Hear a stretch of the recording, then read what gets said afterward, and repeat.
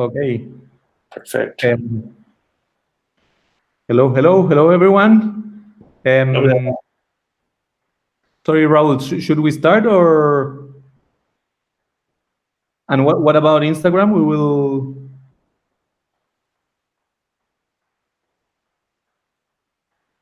Okay, so maybe we can stop the Facebook one and so we do it at the same time, all of them. Sounds good.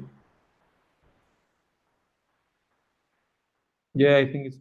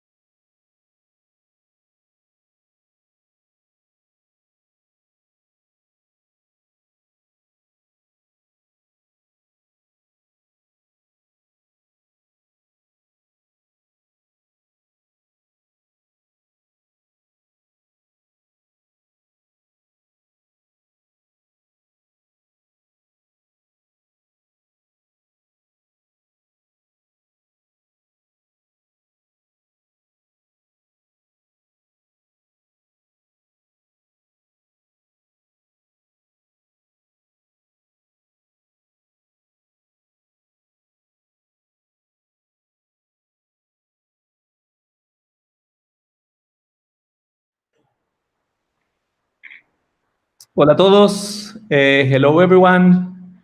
Happy Thursday, Global Accessibility Day today.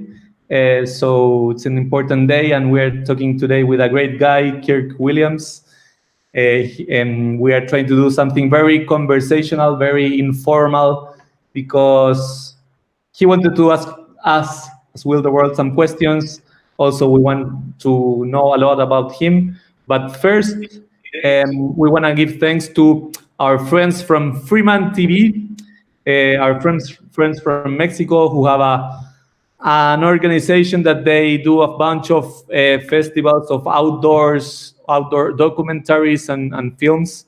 Today, given the situation that cinemas are closed, they're like switching and they're like supporting us and many others to do live streamings in different channels. Today, you can be hearing us in Instagram, also Facebook, YouTube, whatever you want. And that is thanks to Raúl and our friends from Freeman TV. Voy a explicar un poquito lo que estaba diciendo en inglés, perdón. Bueno, ahora estamos haciendo este live que vamos a hablar con Kirk Williams de Estados Unidos, que está haciendo un viaje increíble por Latinoamérica en su van. Y él nos va a contar un poquito de su historia.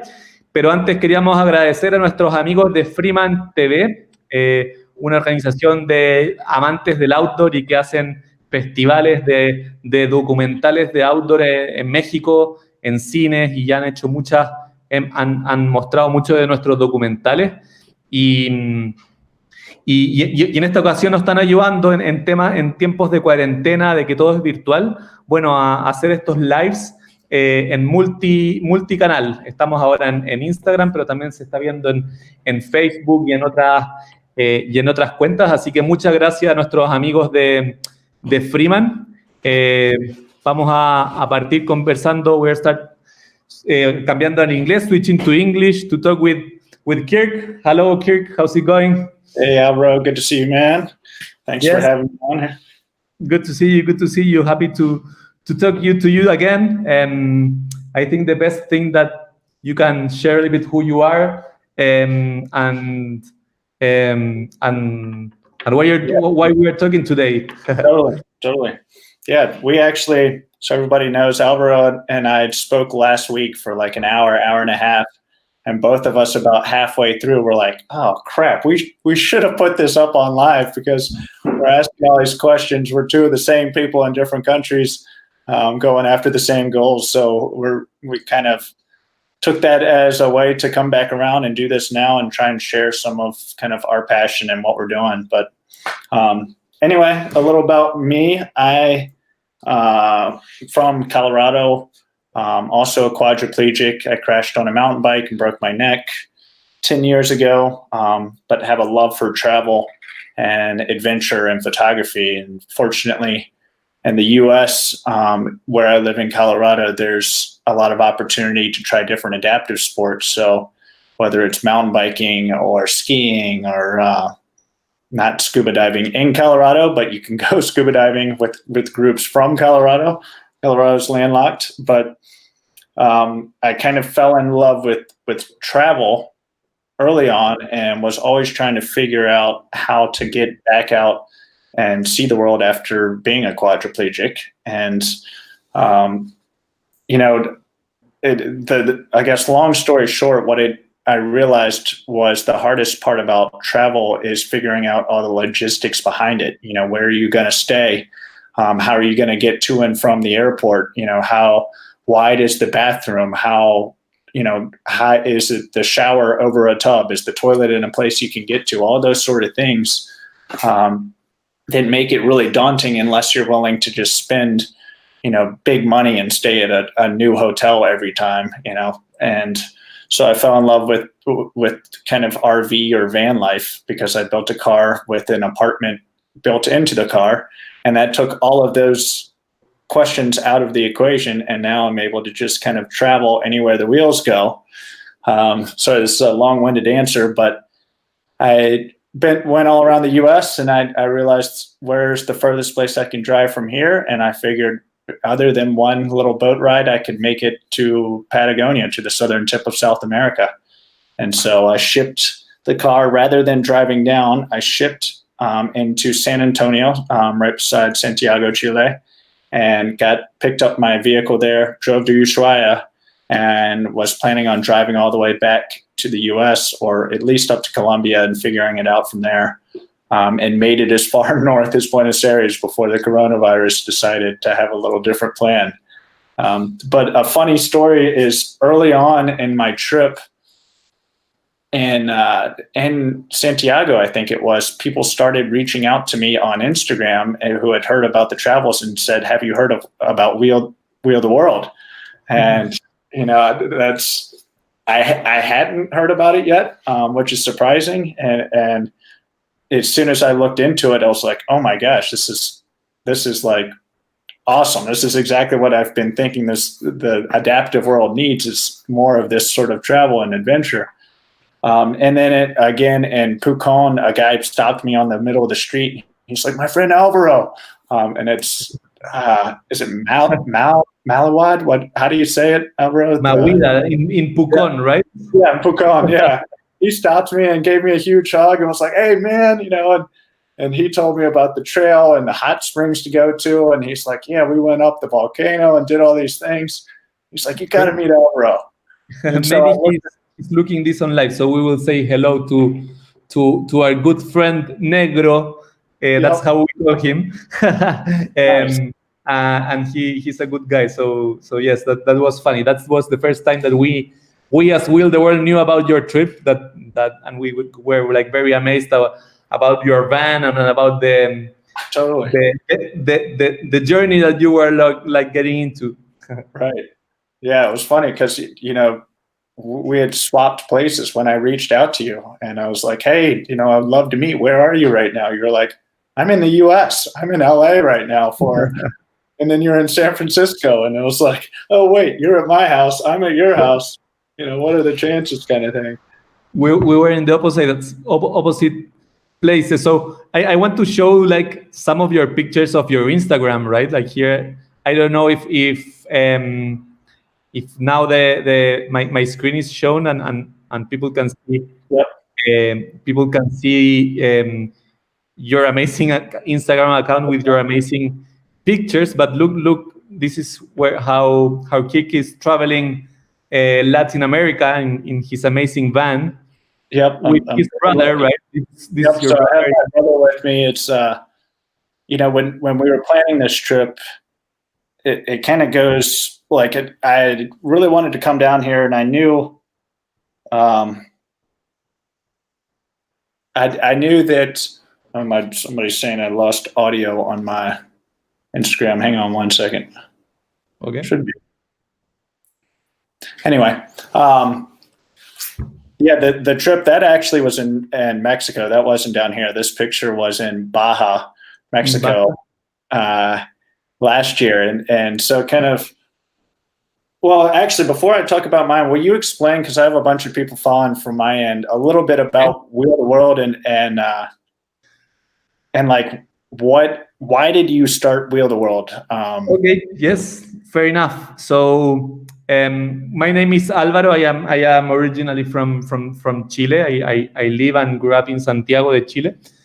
And my dream, I'm also a quadriplegic. Since I was 18 years old, I had a car accident and I broke my neck. Today I'm 34, so this was 16 years ago. And my dream was to visit a specific place in Patagonia in Chile that is called Torres del Paine. Beautiful national park. It's kind of the most iconic place from Chile where everyone wants to go at some point, and people who visit Chile, that's the most most interesting or beautiful place that people wants to go. And of course, being in a wheelchair, I said for many years, this is impossible. It's not possible for me to go to this place. But with my good friend Camilo, who is also the co-founder of Wheel the World, he's not in a wheelchair, but we've been friends forever and doing like cool stuff all the time, as Kirk with his brother pretty much does. And we said, okay, let's give it a try and try to go and do the W trek in Torres del Paine. We realized that nobody else did this trip before that we wanted to do, to complete the W trek, that is a 5 days trek hiking in Patagonia in Torres del Paine. And for that, we needed a special wheelchair, a special hiking wheelchair that my friends will be pushing me to do this. As Kirk was saying, we needed to figure out what were the accessible accommodations to stay, how we would go around, and all the logistics that we needed to figure out to visit a place that nobody else before visited in a wheelchair. So you have, real quick, sorry to interrupt, is your Instagram or your webpage, maybe pull up just to show the picture of at least that chair, what's it called, the Juliet? Is that? The Joliet, yes. So I'm opening the Wheel the World Instagram account here. There you go. And Perfect. the Joliet is pretty much this wheelchair that in this picture, this is not Torres del Paine, this is San Pedro de Atacama, but it's a one wheelchair that is pushed by one guy in the back that has a disc brake to braking when you are going down, and also a guy in the front with some harnesses. And if you go more crazy to like steep hills, as this one that we reach Cerro Toco in this expedition, that is like a mountain that is 5,600 meters above the sea level, so it's pretty high. Yeah. Impossible for me to transform it in feet by my head, so maybe you can go online and do that by yourself. It's high. It says it, 18,385 feet. It's here. And for that, normally you can put some like ropes, with other guys pushing in the front. Yeah. So does the guy in the back push too, or is he strictly there to kind of help support? Do you have anything that you do there, or are you just kind of hanging on, or what's it like? Yeah, so good question. So the guy at the back, he needs to push a little bit, but when you have in this setup with more people, he's more in charge of the balance, I would say. Okay. And you are it. I think that at first you think that you are doing nothing, but at the end of the day, you feel pretty tired because at the end you are dealing with the balance, and also it's like very bumpy, and you are like with a lot of energy, like trying, like trusting your bodies on your life and in your safety. It's got to be exhausting, and I can imagine. It's a pretty cool group experience. At first, when we were planning this trip to Torres del Paine, that was my first experience in this chair. I thought. I wasn't that convinced that this would be a good experience for me. Why? Because I always tried myself to be as independent as possible, pushing by myself my wheelchair and doing the most by my own, not needing any help. But the mental process that I did to convince myself on this would be a good idea and a good experience is that I wanted to get to a place that otherwise is impossible, right? Right, totally. And I feel the same way. Even I kind of was anti-power assist, and I want to try and do everything myself, and I'm going to figure this out. And then I started getting kind of electric assist stuff and realized, wow, this opens up so many more opportunities. And I feel like that chair, at first glance, I was like, I don't know if I would want people really helping me up and pulling me and doing everything. I'd rather work and help them do something. But then, like you said, that you get to see some spots that you couldn't get to any other way. And I think that would be worth it. And it's kind of a group effort, and you're still doing a lot of work. Does somebody bring your everyday chair? What happens if it's more than 1 day hike? What do you do? Yeah, so this is the Torres del Paine trek is a 5 days hike. And look at that, through the snow and everything. We deal with horses to carry like our bags and also my everyday chair, so this is a picture of Torres del Paine and the chair that we have there. Nice. That's not me, actually. That's one of our clients, because at the end of the day, we did this trip, was amazing, and we started organizing this trip to other people to visit this place, and then we realized like how might we can replicate this in other places of the world, in other destinations. So we started designing with local travel operators in different destinations in Latin America first. That means Easter Island, Machu Picchu, Oaxaca, Mexico, Pucón, San Pedro de Atacama, different travel destinations in Latin America, co-designing with local guides and local operators a travel experience that would be feasible for us, for people with mobility needs, and specifically finding out the accessible accommodations, the ways of going around and transporting, and also the activities complemented with cool equipment, that's this wheelchair, and also hand bikes, and also adaptive kayaking devices, etc. So, what do you consider a wheel the world? Is it I've kind of been saying like an adaptive adventure travel? Is that kind of your? So we started as adventure travel. Today, we consider ourselves like an accessible travel platforms that we offer travel services that are accessible, and we are like double checking that if they are accessible or not. So we started through adventures, but today we are like raising up the information of what are the accessible accommodations in different travel destinations that might not be outdoors. For example, to find an accessible accommodation in New York, or maybe in Europe, or in Rio de Janeiro. And we want Go Wheel the World, that it's our website, to be the place that people can find accessible travel services. Some of them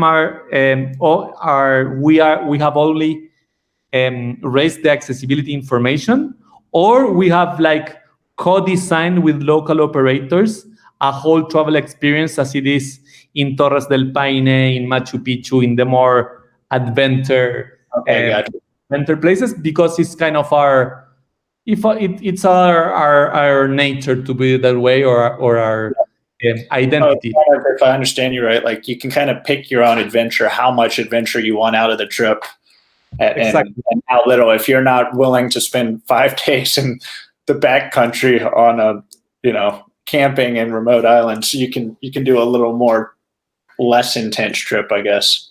Exactly. For example, this is a picture that in Torres del Paine we have collaborated with a kayaking company, and we offer like this adventure to kayak the Great Glacier. Nice.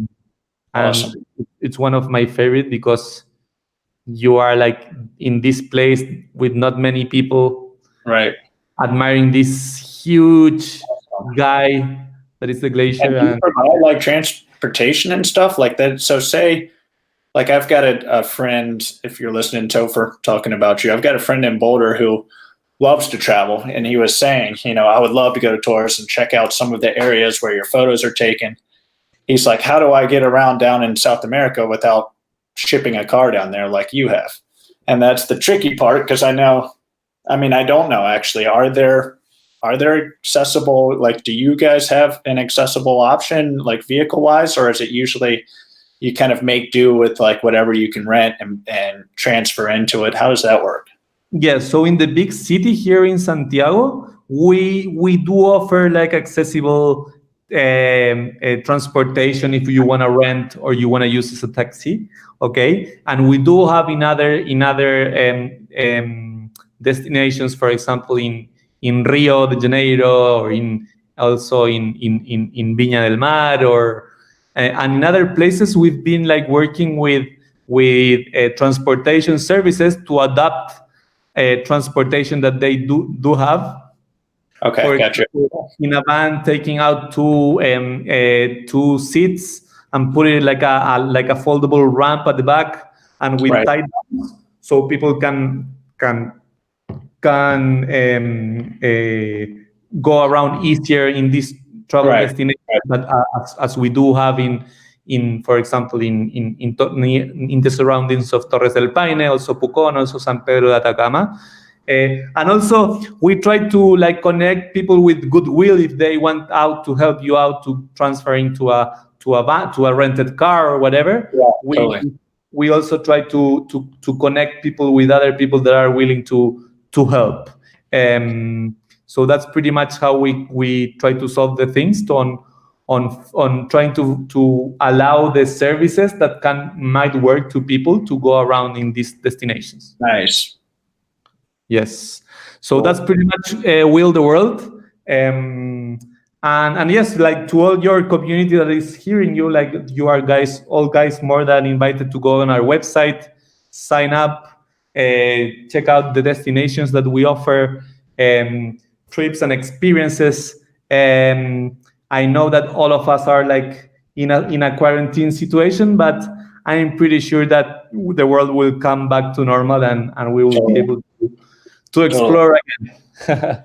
Now, what happened? Like, so another question. Like I was saying, I live in Colorado. I know Colorado inside and out, and I was saying, I could host a Wheel the World Colorado edition because I know the insides and outs. Like, are you looking to expand or put that information, or how does, say somebody watching this lives in Miami or lives in, who knows where, in Thailand or something, and they say, I've got this place and my family owns a wheelchair accessible cabin in this lake. Like, are you looking, because we had talked earlier, you're saying your website's going to have guided trips and stuff, but there's also going to be information.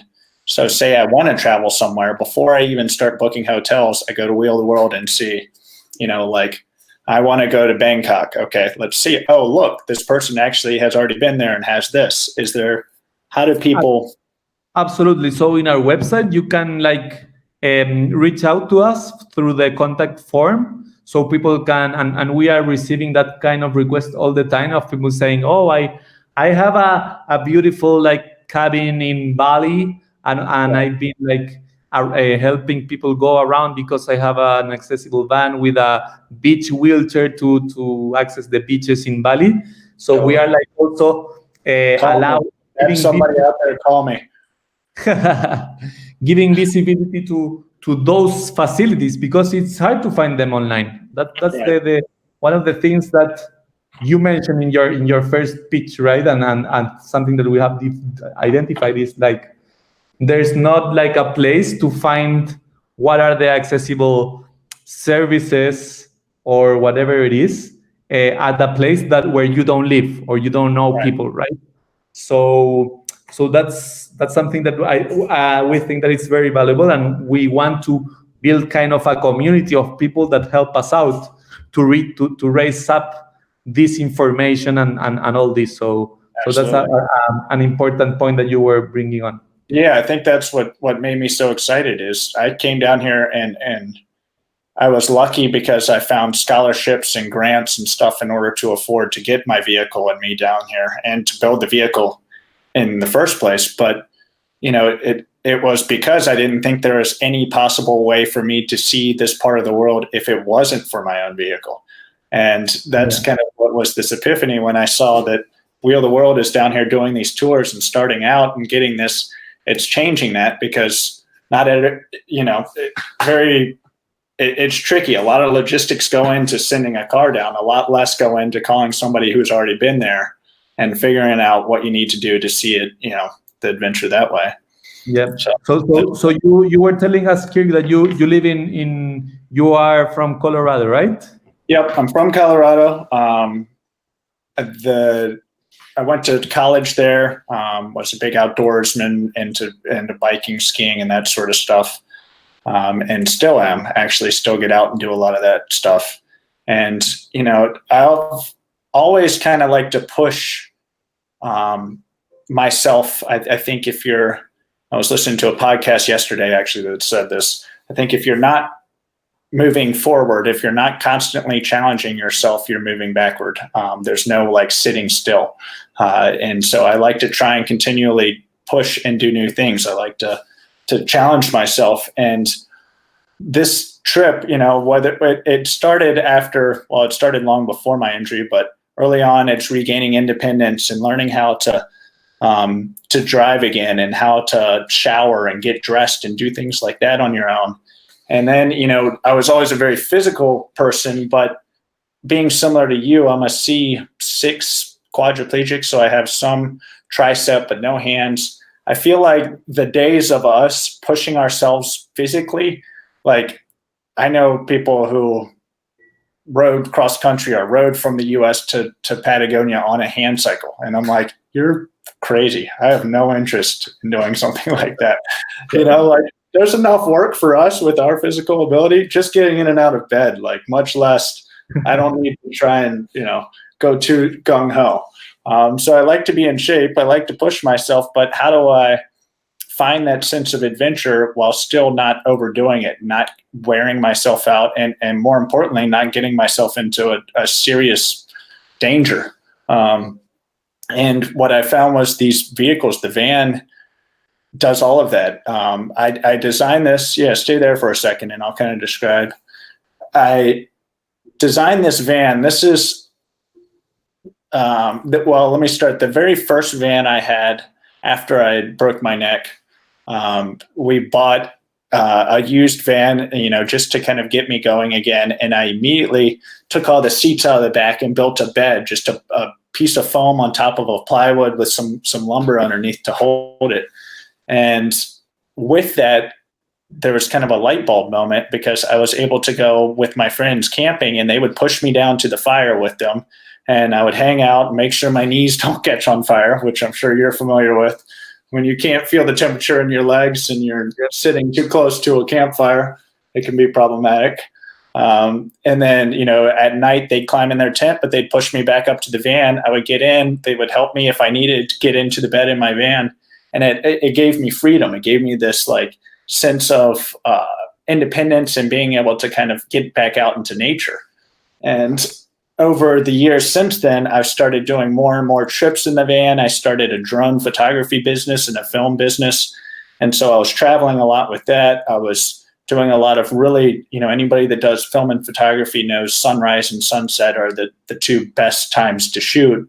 So you got to get up before sunrise, and that's early and hard to get up and get going sometimes. So if you can park your car somewhere where you're going to shoot the next morning, then you just get up, get out, and go for it. So this van, I guess I designed after having that other van and modifying it a little bit more and putting like a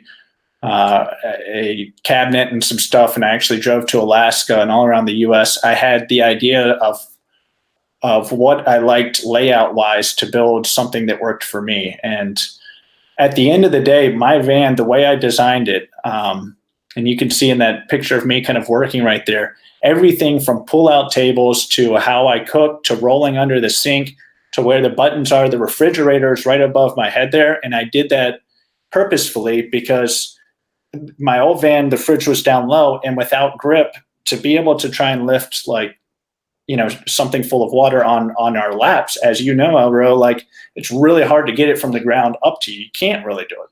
But if it's up high, you can use both your hands and reach in the fridge, and I can slide it down and gravity just puts it on my lap. And then I lift it back up and set it in. So very few vans are designed with a fridge in the air like this because it's a heavy thing. You usually want to keep heavy items down low. But for me, it's way more practical. I can do everything. And then a table where I'm working right there. I'm actually coincidentally doing Spanish homework in this picture that obviously didn't teach me very much. This was in Baja. This was in Mexico last winter. But I did the fridge up high so that I can open it and then I can pull stuff out and it lands right on this little table that's like a cutting board that slides in and out.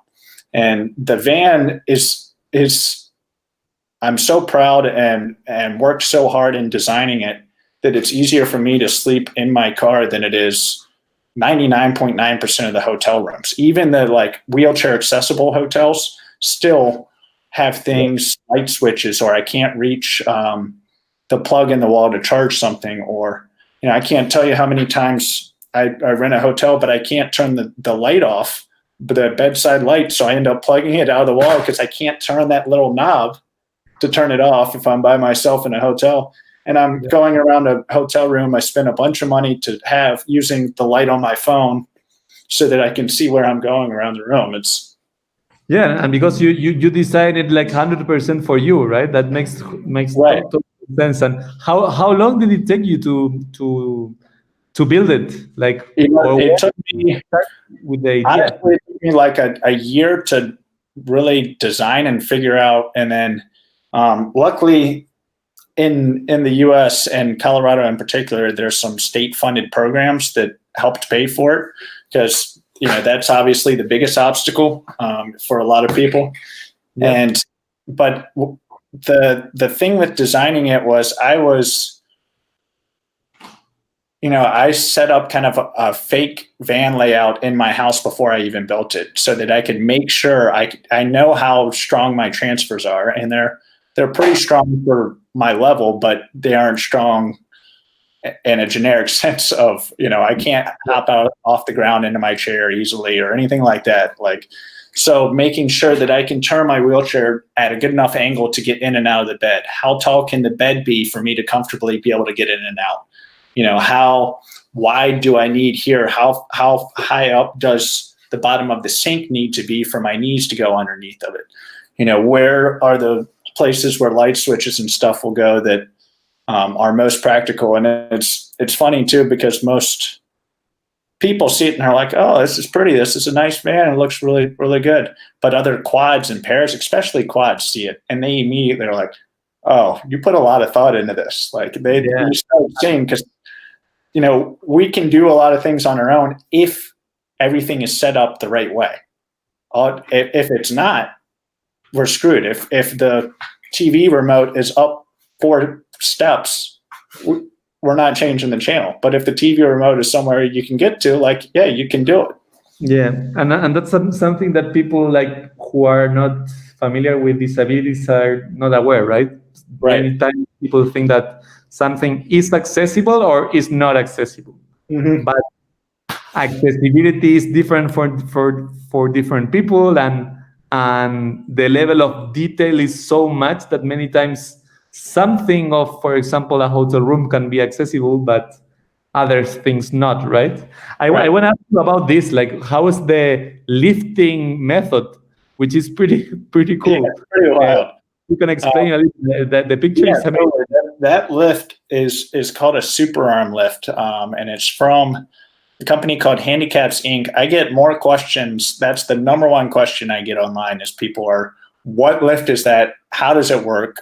Do you like it? Where do I find more information? And it's a company coincidentally out of Colorado, out of Denver, that makes it. And I had seen it years ago. They aren't very common or popular. And the company doesn't really push their advertising or marketing. They built this in the 80s, and they sell enough of them to pay, their employees. And so they kind of are just like, yeah, it's fine. They aren't too worried about it. But the reason I got it and what I like about it is, for one, it's simplistic design. Where I'm sitting, like for instance, this is another shot in Mexico, in Baja, but a platform lift, if it comes out onto something that's not a level surface, a lot of times it won't open.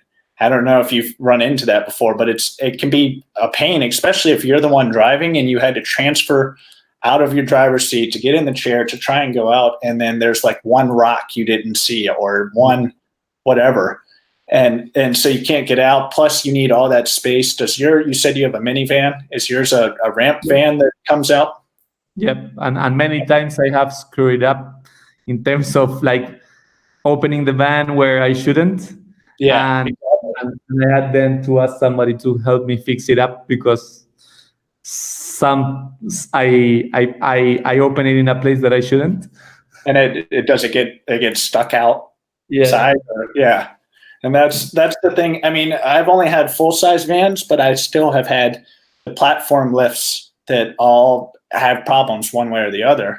And I knew with this van in particular, and with my lifestyle, I'm off-road. I like to be in the sand, the snow, places like that. And mobility equipment for the most part is just not made to hold that sort of thrashing, that sort of terrain, to handle it. And so this was kind of a lift that it's pretty basic. It's just one arm that comes down. It swings you in and out. I love it. Where do you attach these ropes? Because all the lifting is done by these ropes, red ropes. Yeah. Red ropes, and there's a piece of webbing where that bottom carabiner is, at least on that chair, that goes to.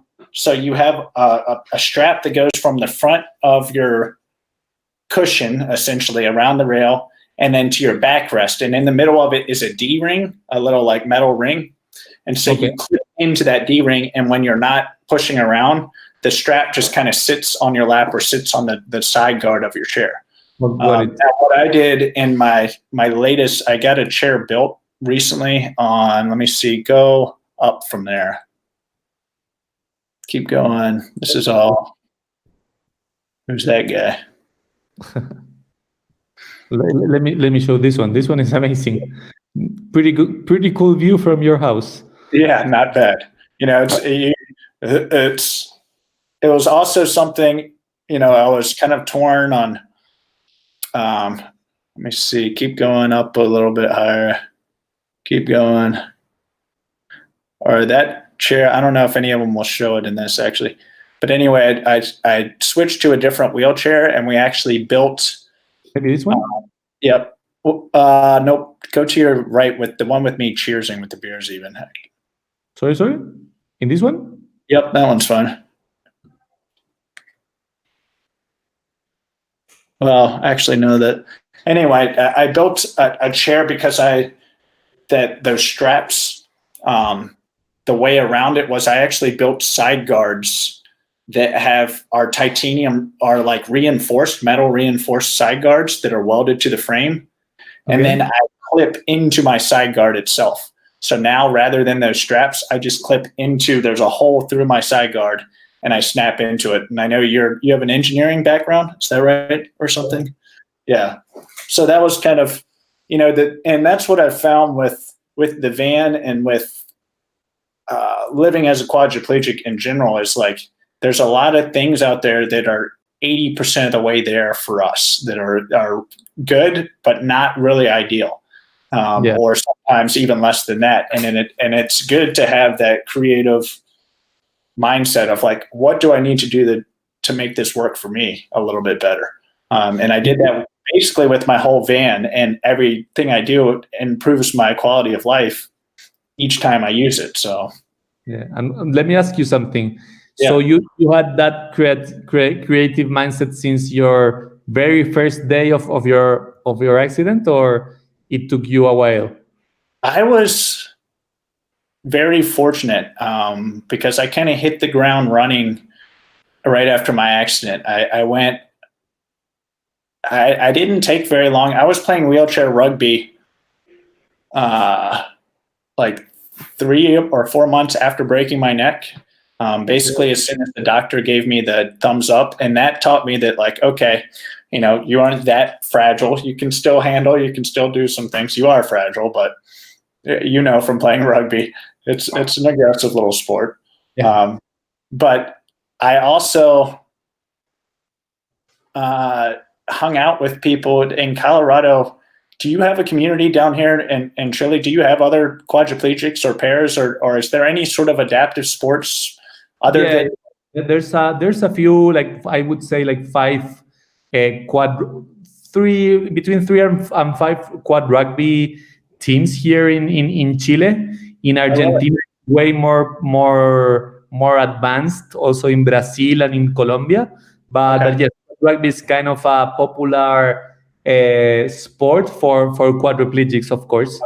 And also we have a community of people that we have a biking program here in Santiago. Every Sunday, people go biking when the streets are closed.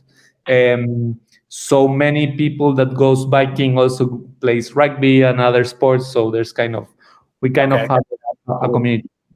Are there actual adaptive sports organizations in Santiago, in Chile, or is Wheel of the World? Are you guys considered that, or how does? Yeah, there are also other adaptive sports organizations. For kids, there are some of them who do amazing like activities. Also, there are some like sport clubs or sport facilities that they provide accessible adaptive sports organizations. In our case, our purpose is to allow people with disabilities to explore the world without limits. So we've been not only like offering like travel experiences, but also sports that are related to going and explore places. The biking program is one, and another one is like once a month we do like a group activity going into like an outdoors adaptive activity. For example, until the coronavirus got into our lives, our last experience was going rafting in Cajón del Maipo, that is like 1 hour from Santiago. Nice. And we did a group of like around like 25 people with and without disabilities, going on a rafting experience on a Saturday day, and afterwards doing a barbecue, having some beers. And the cool thing about that program that we did last year, raftings, adaptive surfing, kayaking, hiking, cycling, a bunch of activities, every month was a different activity, is that people that don't have a disability and not necessarily are related with someone with a disability also sign up. So that's people that it's pretty inclusive, and people wants to enjoy life, have some fun, help each other. You in rehab in your hospital, you did rehab in Santiago, or where did you do that? I did it in Santiago, and to be honest, this was 16 years ago. And for people that are looking this in the US, the reality in Latin America, it's different from what you guys have in the US, right? In terms of accessibility, in terms of resources. And to be honest, when I got injured, it was at that times it was unusual to see someone in the city pushing his wheelchair by his own. Like it was something not It very. didn't matter if they were a low-level para or anything. Yeah. It was really wow. So it has changed a lot. Luckily, there has been much more awareness, much more resources. Still, we are still ahead, of course, but going back, like when I was in the hospital, like for many years, I didn't have the lag that you had. I would say like until 5 years after my accident, I didn't find like a sport that was feasible for me. Right. Actually, the first sport that I get into was hand biking, hand cycling, and the hand bike that I got, that I get How did you hear about that for the first time? Sorry. How did you find out about hand cycling? Was very. I watched some videos online, and I always saw paraplegics doing hand biking, right? And I said, I don't believe that I would be able to do it, right? Because I'm a quad, my muscles are thinner, right? And once, this is a funny story. There was a guy, a person of, I don't know, 50 years old, that he was, his sons were very into like triathlons. And once he was looking his sons in a competition, and in the swimming part, his son went out, and a few minutes later, a guy without legs went out of the swimming part, and he ended up his competition because he was not able to do the cycling and the running part, right? Because he didn't have legs. And this man was totally like shocked and said, we need to figure out on how this kid can continue the competitions. So he ended up importing like 4 hand bikes for this kid and others to allow them to continue doing the triathlons. And long story short, these kids didn't stop using them, and he got these hand bikes in his garage with not much use. And me and other like quadriplegic friends got in touch with him, and he said, okay, why don't you come here and try them out? There were like hand bikes with not quad adaptations. Yeah. So we with tape, taped your hands to the bar.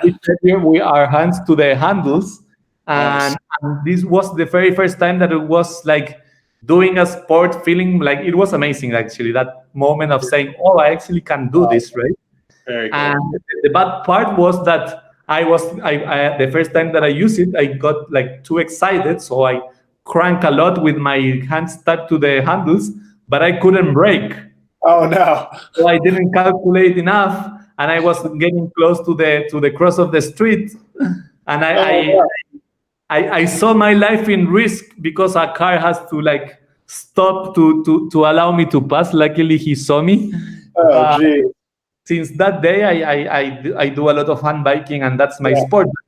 Going back, this happened like 5 years afterwards. Afterwards, I figured out to buy some quad adaptations. I have my bike here, and that's when I realized that having this equipment in the places that it used is much more effective and much more efficient, rather than pushing people to own it and to buy it and to store it, because this equipment is expensive.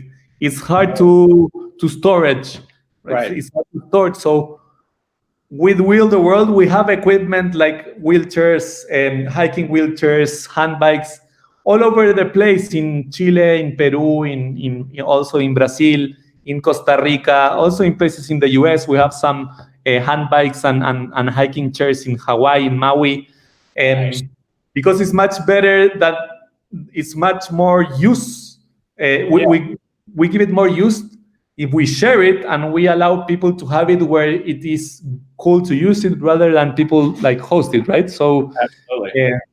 And yes, like that's kind of something about the difference, right? Like I know that Colorado, and I would love to hear from you, like, it's kind of the mecca of adaptive sports, right? There's so many resources and many things to do around there. And I think a lot of it, for me, I was lucky. So where I broke my neck mountain biking was, as that helicopter flies 20 minutes away, but about an hour away from Craig Hospital, which is a spinal cord. It's one of the top spinal cord rehab hospitals in the world, but also in the U.S. And it happened to be in Denver. And so I didn't, even know Craig existed. I didn't plan to go there. I just luckily had the insurance, and when the injury happened, I ended up at Craig. And that's why I was asking about your hospital experience, because I think what was huge for me was, even as an inpatient in a power chair with a neck brace and with a trach and everything, I was going down. They had a department of Craig that was called rec therapy, recreational therapy. And in that department, they had hand cycles inside. They had, people with adaptive fishing poles. They had guys who could hunt on a power chair using a sip and puff. So they're using a straw to go out and do target practice. And I was so blown away, like, holy cow, here I am thinking that I'm never going to be able to live an active lifestyle again. And I'm thrown into this hospital that has resources that show you that, there's still a lot you can do. And that also, this was kind of amazing. A guy in the basement who was in a wheelchair who had a machine shop set up for himself. And so he would build adaptations for people as they needed it. So say somebody says, I love to paint, but I have nowhere to hold the canvas. He would build something for their power chair for it. Or he would build, like for drones, he made these custom, I'll show you here. I don't know if you can see this or not, but this is a drone remote. And what he did was actually extended the sticks on them. You can see they're usually just where that gold thing ends, but he made these like aluminum straws that allow my hand, when I'm flying, I can actually reach over this and control it even without having good dexterity. And so like little things like that, and I don't think I knew it at the time, but seeing somebody who could create that got the wheels spinning in my mind, even without an engineering background, of like, if there's not something out there that works for you, that doesn't mean there can't be something out there that works for you.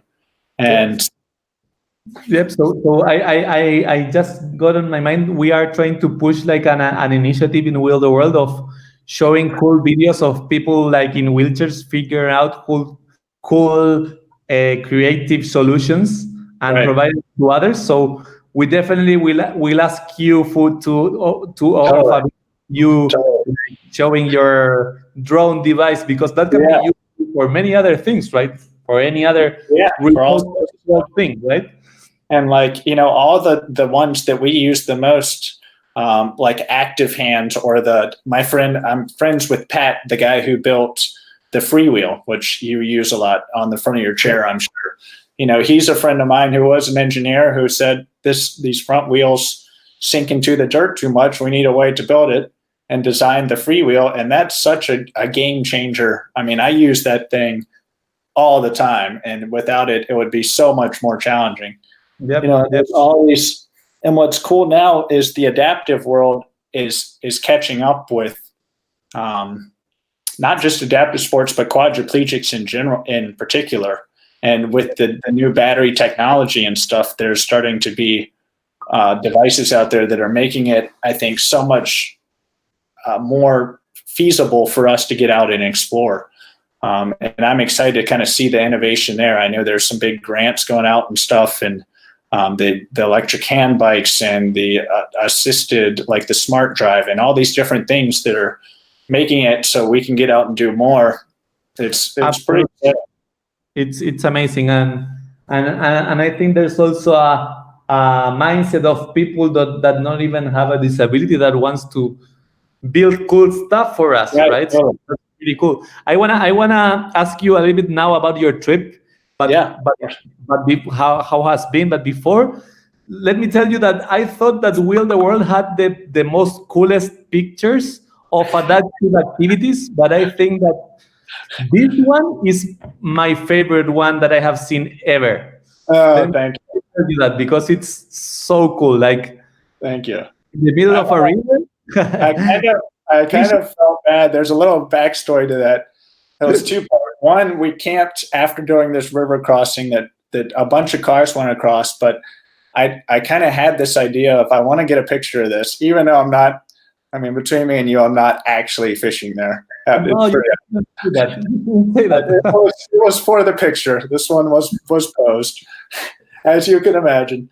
No. And I knew and I caught some grief, and I was a little wary about posting it too, because people are like, "Oh, great, park your car right in the middle of the river." Like that's the environment. And I'm like, I know, I'm not actually spending hours there. I parked for 2 minutes to get the picture and then got out of there. But there were also people kayaking that morning, and they were right where I'm parked. They were out there practicing kayaking, learning how to do rolls in their kayaks. And I was too embarrassed to go out there and park because I knew they were going to come over and start asking me, "Are you okay? What are you doing? Why are you trying to get out of your car here?" Like, and I don't know enough Spanish to be able to explain to them what's going on. So I was really shy that morning. I was like, "Oh man, this would have been a cool picture, but I don't think we should do it." And right as we're packing up camp to leave, they load up their kayaks and hop in their car and leave. And we're like, all right, well, they aren't there anymore. So I guess we might as well try and get this picture. Let's see what it looks like. And so I pulled over there, and I'm driving, and my heart's racing, and because I'm scared for like the water's moving fast enough that it was like, hopefully I don't actually get stuck doing something stupid here. Like, come on, Kirk. I parked over your wheelchair to the lift. Yeah, exactly. And I, my brother took this picture. Actually, he posted up on the bank there with the camera, and I took some with the drone too. I don't know if I put any of those. I don't think I've put any of those on Instagram yet. But if you go down to the other one, scroll down, or maybe up. I think it's actually newer.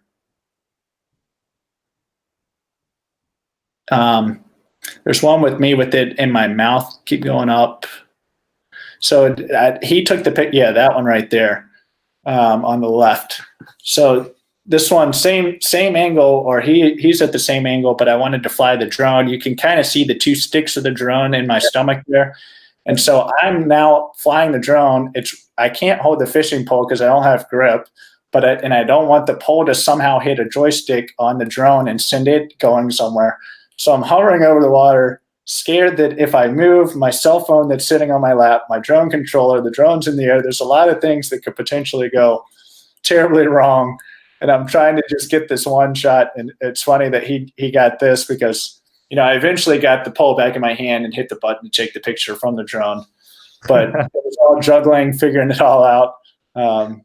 That's amazing. I guess your van is a four-wheel drive van. It is, yeah. And what has been your favorite place that you have seen so far in your trip? Man. Honestly, the Chauten and Kayaking and like that whole area down there, I don't even know. That basically from Pucón south to O'Higgins, okay, all of that. It's so incredible. We were talking, my brother and I, and Torres del Paine was incredible, but it was rainy most of the time. Okay. And like Sarah Castillo. Sarah Castillo, we spent like 10 days in because we ran into some friends on the Chilean side.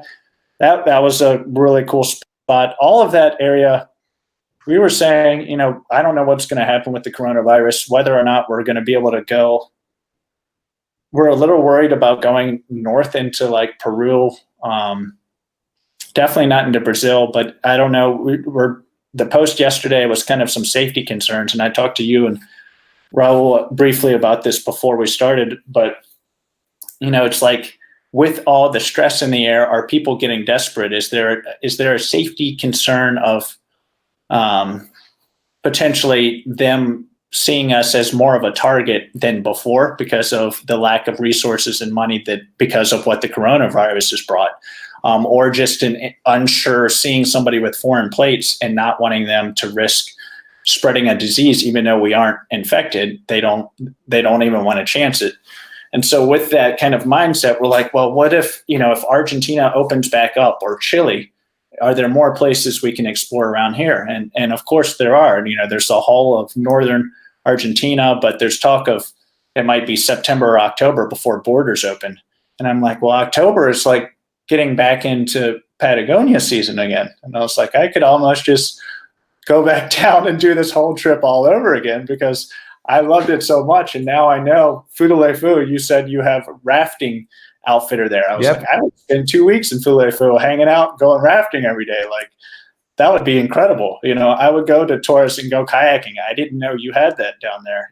There's all these spots and Parque Patagonia, like, help with accessibility. And, now I'm like, even if we don't go north from here, this whole area, or even if I flew home and came back, like Patagonia, I mean, all of the area, there's no, man, I don't even know how to pick like my favorite part, because I prefer to be out in nature. And basically once you get out of Santiago and Buenos Aires and stuff and the big cities, there's plenty of nature out there to find down here. It's the Pacific Northwest of the US is what it reminds me of. Like you said, like Washington State or Oregon, it's a rainforest, but in a gorgeous mountainous landscape. The challenges of travel, from my perspective, and let me check something real quick. I think my Instagram, because I think they only go for an hour. It's for an hour, right? Yep. Live video ended. Okay. I will do it right now. Create new broadcast. I was listening. I was like, perfect. Can you see the stuff that he posts too, or not? Okay, cool. Nice. You're a solid 30 to 45 seconds behind is what I heard on the phone from what you're saying. All right, we're back on the gram. Awesome. Cool. Yeah, I totally believe that you can spend like you don't get tired of places like these ones, right? Like you can go again and again. And yes, I believe you can still like visit plenty of places is if all this world situation gets tougher. Like right. For example, you have like the lake district in Argentina. There's a beautiful national park owned by the Tompkins Conservation near Argentina. I think it's next to the limit with Paraguay, where you can see like a wilderness, incredible wilderness, and lots of animals. Also the desert in the Argentine and also the Chilean side. So many things to do and to see. And I think that I totally feel inspired by your trip. It's amazing, like what you have seen and thank you. All the work behind, right? Like figure out your logistics, your van. It's amazing. Always, my cousin we talk on how cool would be to have like an accessible camper van to go around. And I'm sending him your picture saying like, this is the one, look at this amazing whatsoever. Like, and I actually congrats for your amazing trip. Thank you. And your pictures are amazing. It seems that you're having a good time. So you were telling me that you're traveling with your brother, right? So if you can tell us a little bit about that, how your brother get immersed in this. For sure. This has been an idea that I've had to come down here. It's been 3 or 4 years now in the making, and it happened. I came, and we spoke about this a little bit last time, but I came down to Peru with an ex-girlfriend of mine about 3.5 years ago. And that was where I had this epiphany of, I've got to come back down to South America. I went to Machu Picchu, and I did all that without knowing any accessible way. If you type in Kirk Williams, this other Instagram account, I think there's some pictures there of it. It's kind of a joke, but Kirk Williams, there you go, official. But if you scroll down from there, keep going down. I think there's a Machu Picchu. Maybe your actual girlfriend will not be very happy with you sharing pictures of that trip. Is it okay? Exactly. Maybe they were on there. Anyway, so I came down. These are more just rugby, Bella, scuba diving. Yeah, I don't know. It's been all right. So anyway, that picture right there, this one that you're clicked on, that one, either of those two, that's Costa Rica. So that trip, a real quick side note, was less than a year after breaking my neck, about 6 months or so even, actually. My brother and I, so a little story going back to my brother. He's 4 years older than me, and he helped me out through the transition. For the first year after breaking my neck, he moved in with me and helped me, everything from going to the bathroom to showering to learning everything. And we took a trip to Costa Rica with a paraplegic friend of mine, and there was this zip line adventure, and that's the one right there, that they hoisted me up this tower in my chair and then took me zip lining through the Arenal volcano, I think it was, down there. And we offer that too, and I've done it you too. Do? Nice. Yes. Yeah, it was, and that was my first time ever traveling in a wheelchair, was doing this. And so that was kind of like, well, crap, if I can do that, like I can do most anything, I'll be fine. And so he has since moved to San Francisco. I live in Colorado. And when this trip was coming around and I wanted to come back down here, I knew I couldn't do it solo. No matter how I look at it, as a quadriplegic, we need help with things. Something as small as, getting gas, or there you go. That's Peru and Cusco. And that was when I came, so Happy New Year. So New Year's of 2015. So 5 years ago. Yeah. So, I came to Machu Picchu. I thought it was incredible and amazing to see, but I knew the challenges. Like, even we found a wheelchair accessible hotel, but there was 3 steps to get to the ramp to take it up to the chair, to the hotel. So every time it's accessible except for those steps. So, it was a challenge everywhere, figuring out transportation and where we were going to get around. And I kind of told myself, if I could somehow get my own car down here, I will have the freedom to take pictures, to see these back roads, and to explore like Peru and areas like I really want to. So I came back to the US. I started this whole process. I, was finding funding and scholarships and how to make it, possible. And meanwhile, I had no idea who was coming with me. And in a perfect world, I was trying to manifest the woman of my dreams. I was like, come on, there's going to be somebody, but it takes a really special connection and to be able to not only, like, living with somebody is one thing, traveling in a van with somebody is another. Traveling in the van with a quadriplegic is like, and on top of that, as you know, you can relate. Like, there are things that take us a while. Like, it's hard, and we can't always help out, like preparing dinner and stuff and cleaning, and we can do it, but it's going to take 8 times as long. So when it was kind of coming down to the last year or so, coming into this trip, I still didn't know who was coming with me. But at this point, I had bought the van, I had designed the van, I had started picking routes, I had started figuring out how it was going to work. Originally, I was going to do a YouTube channel and some different things to help pay for this along the way. And I came to my brother and I said, hey, Clay, what do you think about this? This could be a really cool trip. And, he was like, I'm interested. And, I was kind of like, don't mess with me. If you're actually interested, I'm going to get excited. If you're just saying it, I'm going to get really upset. And so he was working at the time, but he kind of wanted to maybe break things up and go on a big adventure. He was planning on going to like Asia for a few months. And then he came back to me, and I really appreciate this, but he said to me, I'm willing to go, but I don't want to go as your assistant. If I'm going on the trip, I want to go because it's my own adventure, And with that, I guess that you also appreciate, right? I do. And I appreciate that we have strong enough communication that he can say that sort of thing.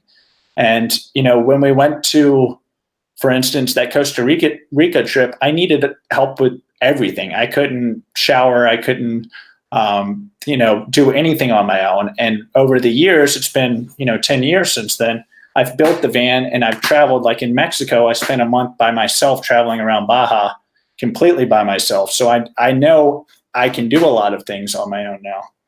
And so with, and I was able to kind of express that to him when he said that. I said, I want you to come on this trip, but if you want to spend 5 days hiking to Machu Picchu, I can't do that hike, but you go for it. You have fun. I'll hang out in the van. And so he also mentioned that rather than riding with me, he would rather ride his own motorcycle. And at first I was like, oh, okay, that sounds all right. But the more I thought about it, I was like, that's perfect, because now we both have our own experience. We both have our own space. Having a van is huge for somebody who's a motorcycle rider, because we have a warm place, somewhere to be out of the rain and down in Patagonia especially, it rains a lot. So out of the rain, you have somewhere to stay warm, you have somewhere to cook. And places, it's just kind of the little like support wagon, support mobile. But then when I get out of the car, and if I need help, for instance, like my seat broke one time on the trip, my lift has had a couple issues, rotating tires, changing the oil, getting gas, going into each border station, all those little logistics, he was there for me. So we kind of like, I was his support vehicle, he was my support human. And we kind of went from there. Yeah, friendship. My brother is also 4 years older, and we also kind of have that good friendship relationship in which nice. He's a great support, but also not trying to keep it like as a good friendship, right? Right. And I'm looking this picture. I want to ask you about this. You went to Burning Man? I did go to Burning Man. Yeah. And this that chair right there. So I did a video project, and this is kind of how, what I don't want people to see and think is they see my van or they see these things and they're like, oh, if I had that amount of money, I would do that too. And it's not, they see this picture and they say, well, geez, those track chairs are really expensive. Like, it must be nice. And the reality was my brother invited me to Burning Man. And I wanted to go, but I didn't know how I would get around. Since I already did drone and videography, I wrote the company that makes the track chair and said, hey, would you be willing to work with me? I'll do a video project for you to borrow this track chair for a week for Burning Man. And they said, sure, give me your address, no problem. And so while I couldn't afford, those cost as much as a car does, but I was able to use it for a week at Burning Man in exchange for creating content for them to show how their track chair works. And that, I know Wheel of the World does that too, but that's the way I'm able to do a lot of these projects is through working with different companies and saying, how can we both help each other? Is that right with Wheel of the World? Collaboration. Yeah. This is something that I really want to do at some point, going to Burning Man. So it was an experience. What year did you go? I went 2018, 16, I guess. It looks like on there, 2016. That's amazing. That's really cool. So it was always on the bucket list, and I'm glad I went. I really enjoyed it, but I also realized how much I really enjoy my personal space, and it's really hard to have personal space at Burning Man. I went from Burning Man to driving my van to Alaska pretty soon thereafter, and realized that I feel more at home in Alaska than I do around a whole bunch of crazy people. And, I mean, crazy in a good way, but it's Burning Man. Yeah.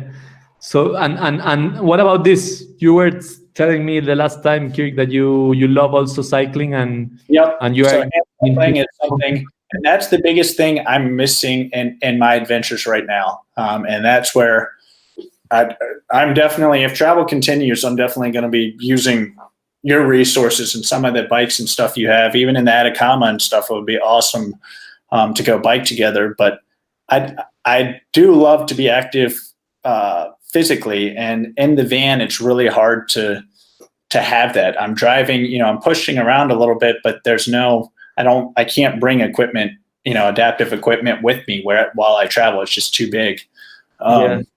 But this is actually right near where I used to live. There's a trail, and it's 3 of us on these bikes made by Reactive Adaptations, a friend of mine, Jake. But it's kind of similar to you. It's an electric assist off-road hand cycle. It's a mountain bike. And we actually climbed up. This is like 2,000 or 3,000 feet of vert. So let's say 1,000 foot, meters anyway. But it gives me the ability to get back on the trails and back out into the wilderness, and all with like my own strength versus having to use the van or a motorized thing. And so it's been cool kind of seeing the evolution. There's now, and this is what, the more I travel, the more I realize this, how fortunate I am in the US to have people around me who also have adaptive sports equipment and are into it, and then that it exists. And that, quite frankly, that the funding, that there's enough money in the States that people can buy these sort of things. And I would love to help on a global level. Like, how do we make it more accessible for more people? Because it's something that you don't think about when it's just there all the time until you travel, somewhere else, and you realize that that's not the normal. But there's now a group of like 5 or 6 people within an hour or 2 drive of me who all have that same off-road hand cycle. There might even be more than that. There might be like 8 or so, but we meet together and we do these, they call them like adaptive tricycle rides, where everybody gets together and goes out and rides these trails. And it's the camaraderie of all of us on hand cycles riding that makes it so much fun. And you work harder because you're with buddies, and you can do all the talking and whatever else, but it's pretty cool. It's and it's a lot of people. My question with Wheel the World, are most of the people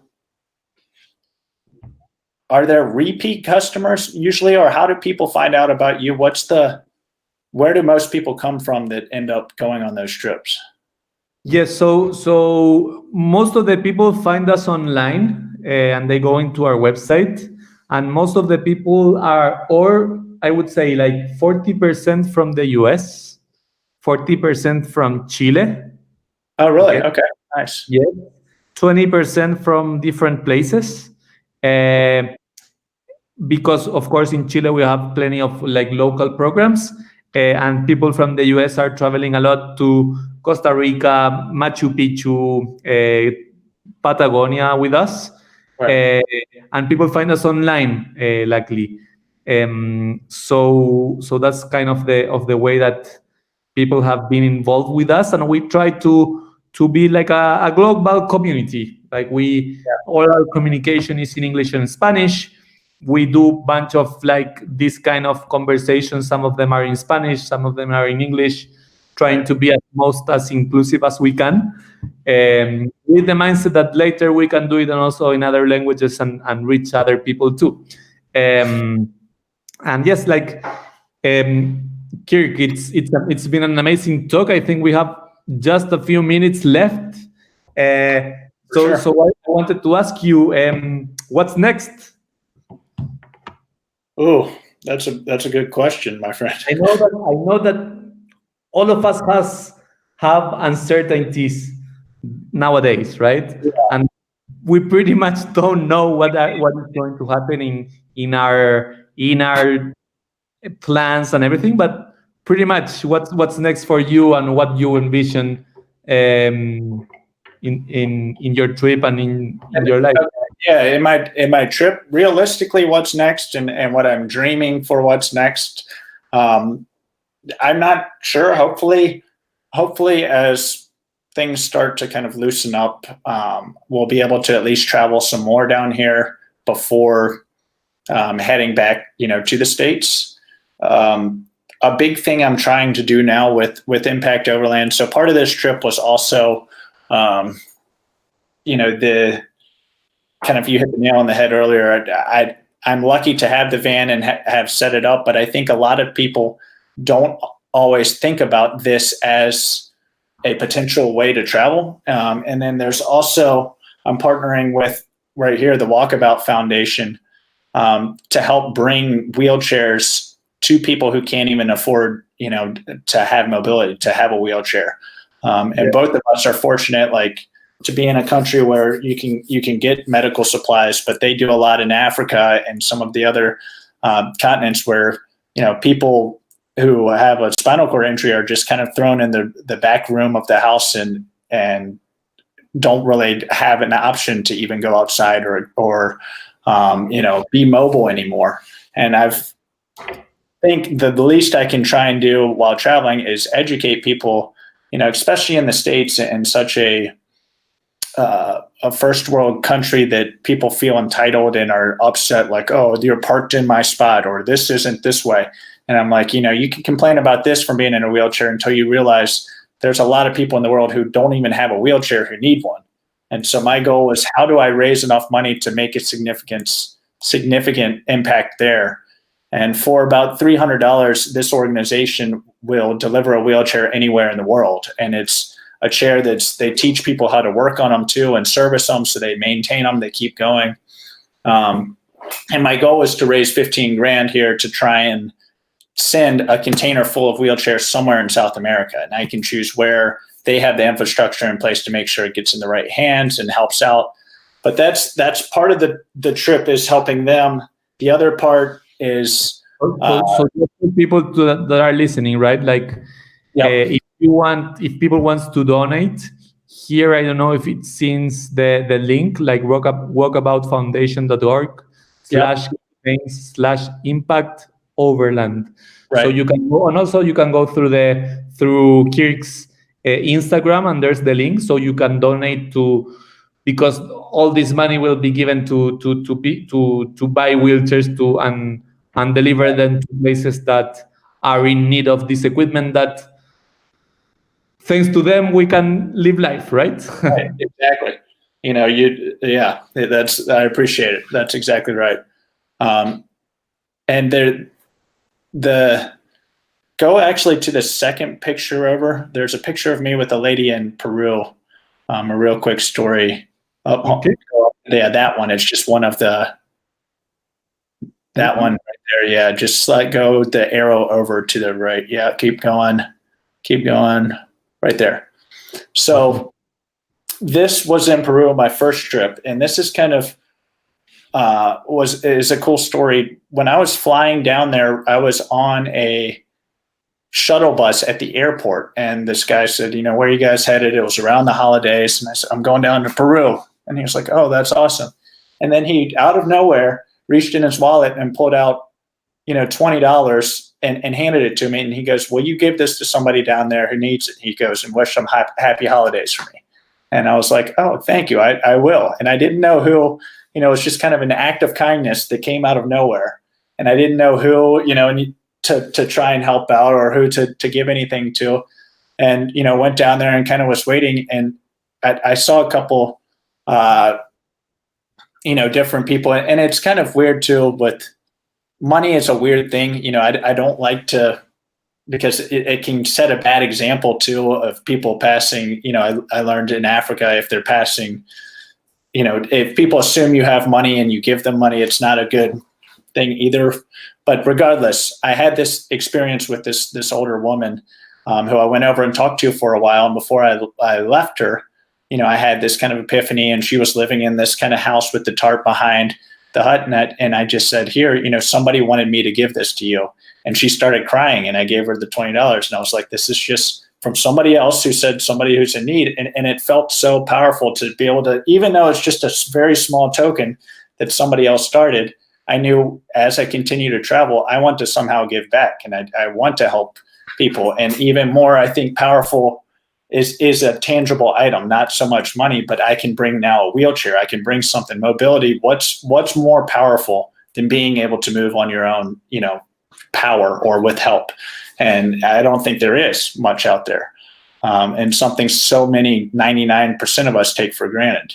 And, the van for me is my way to be the most independent I can possibly be. I built this little vehicle that allows me to see the world. Giving somebody a wheelchair can help them be the most independent that they can be. That was obviously right after the accident, but yeah,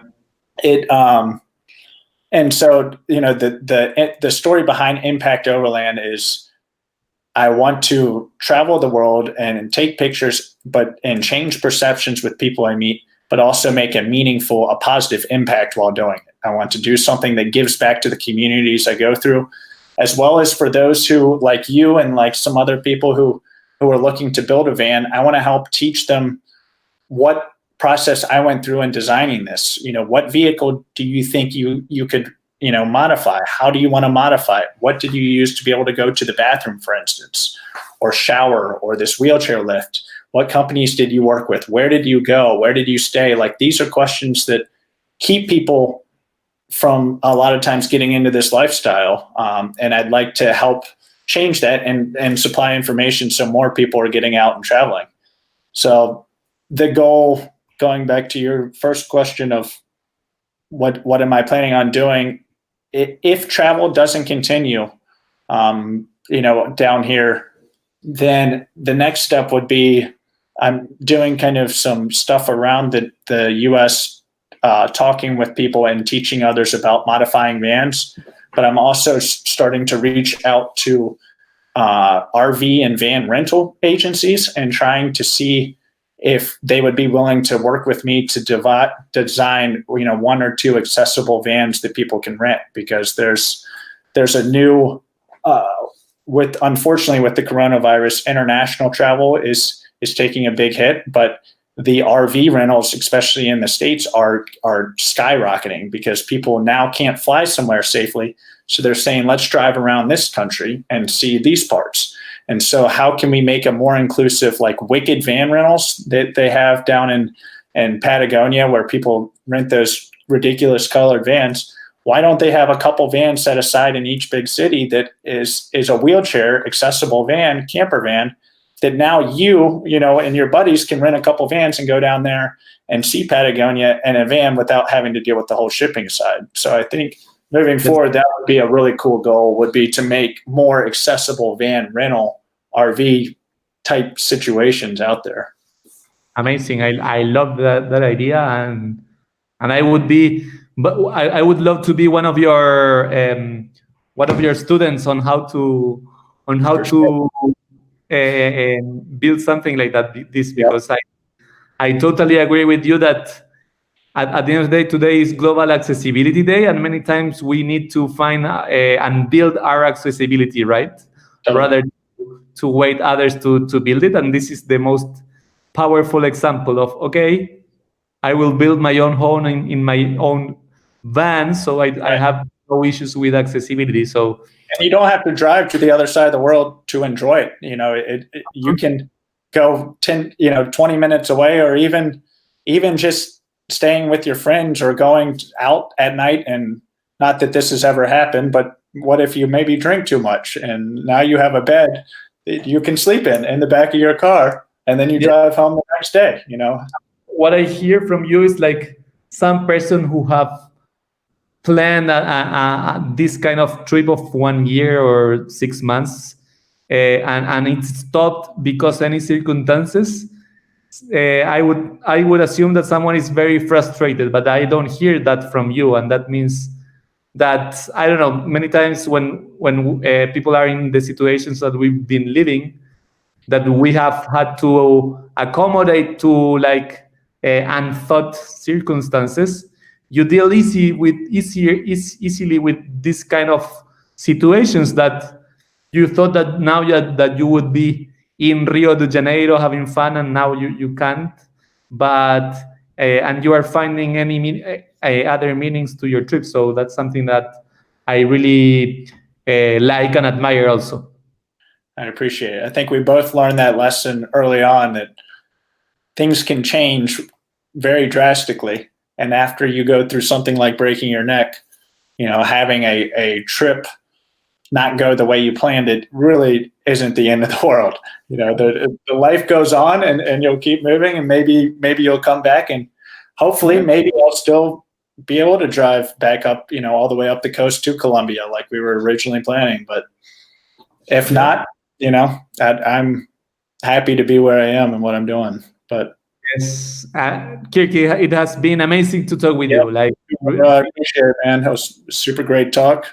Yes, and we should do it again. And of course, once this coronavirus will finish, we will find ways on having you or allowing you to be part of the community on different ways. Totally. Sounds good. Yes. Cool, buddy. Well, thanks everybody for tuning in. Great conversation. Yep, it was good. And happy Thursday. Happy Thursday. Happy Accessibility Day. Yep. Stay safe. See ya. See ya. Bye, everyone.